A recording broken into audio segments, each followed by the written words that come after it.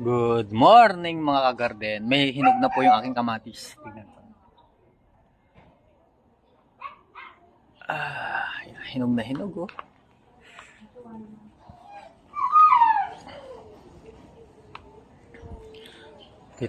Tikman nga natin kung matamis.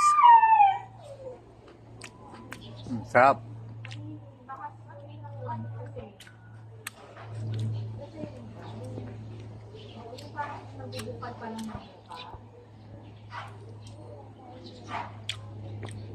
Wala siyang buto. May buto siya pero hindi na mabubuo kapag itanim. Ayun natin nga. Maliliit.